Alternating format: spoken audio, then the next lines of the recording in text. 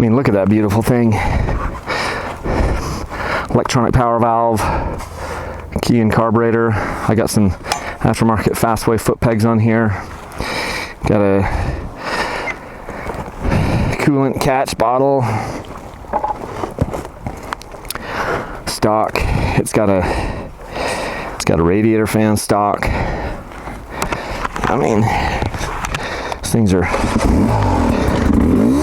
set up nice.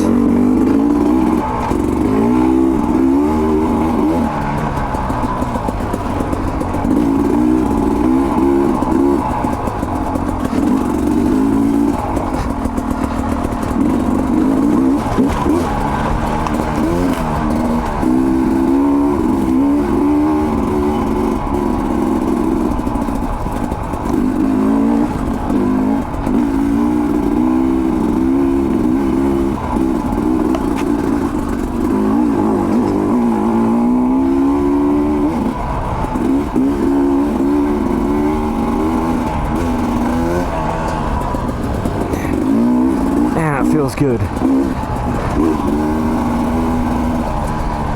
just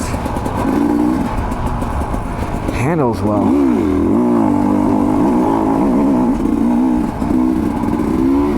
Coming up on the road here.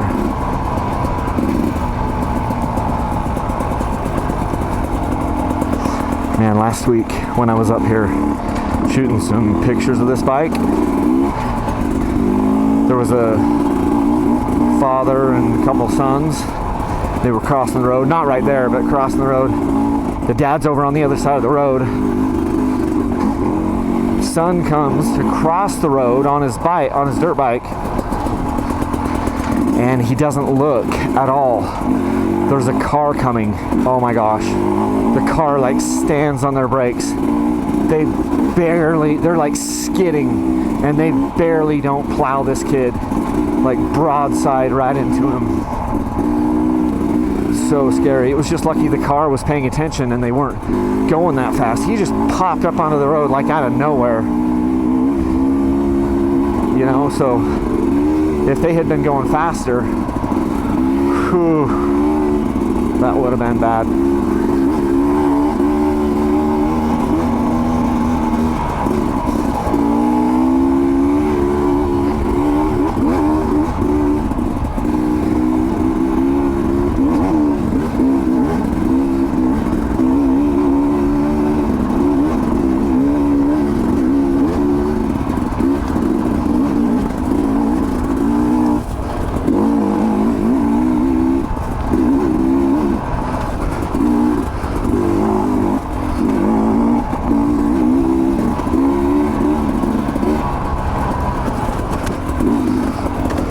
Heading back down to the truck now. Didn't go very far today because mostly I was just up here to do some filming off the bike, some off the bike work, tripod work.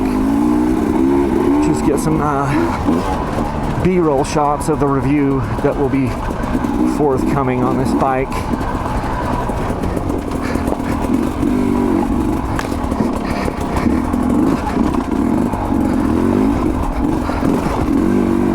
You know, there are times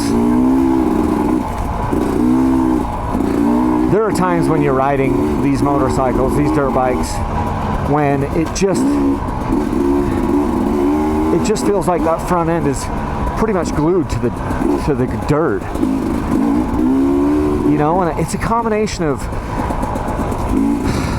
traction, good tires, good balance on the motorcycle. You know, good valving in the forks, good balance with the person, you know, like having a good neutral position on the bike.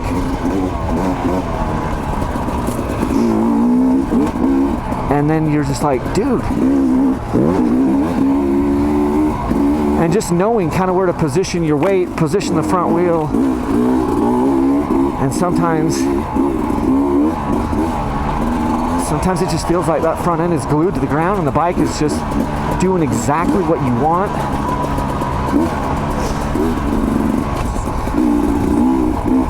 Kind of like you can do no wrong, and I'm kind of feeling that way right now.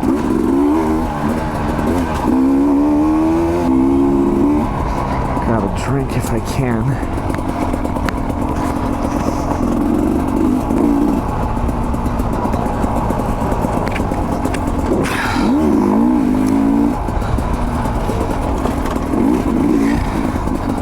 It's literally the only water I think I've seen up here today. But just look at this thing, just slicing and I didn't do that well at all, did I? I should have drank that back end around.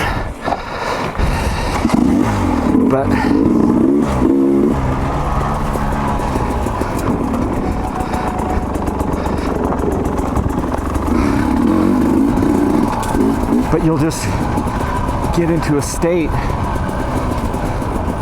like that's pretty rough right there. This trail is pretty rough right here in certain spots, and the bike just go down through it, and that front tire is just absorbing the shiz out of everything, you know, and you're making little course corrections and whatever shifts of the weight, you know, moving that front end around and then letting the back follow. But mostly it's about just getting the front tire, front wheel placement in the right spot. And then here we are in the attack position, standing up, butt back,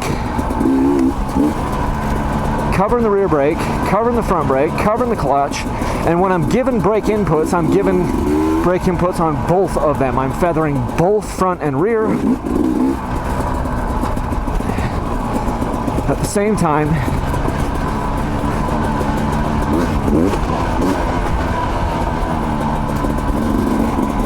I almost always give front and rear brake at the same time.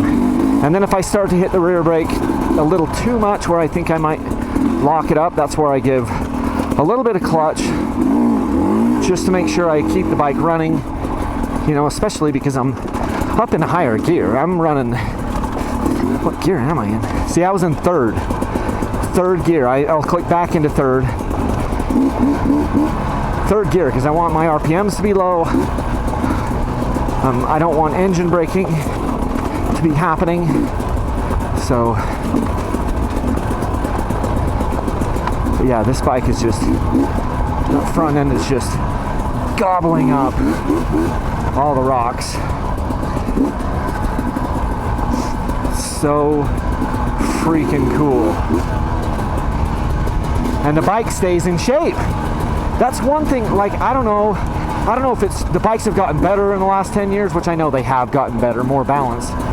And then maybe my body positioning and whatever has gotten better. But I tell you what, man, in the last 10 years, I'm not like,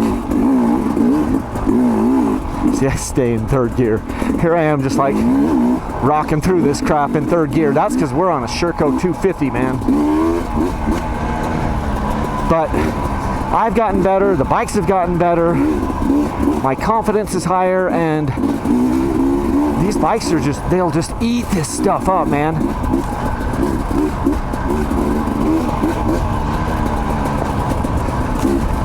And you learn which rocks you can hit, which rocks you can't hit. And it's a beautiful thing, man. Okay, actually, I figured I'd show you that. Look at that sucker. That is magnificent. So thankful. I'm not gonna do this in third gear. I'm gonna do this in first. All right.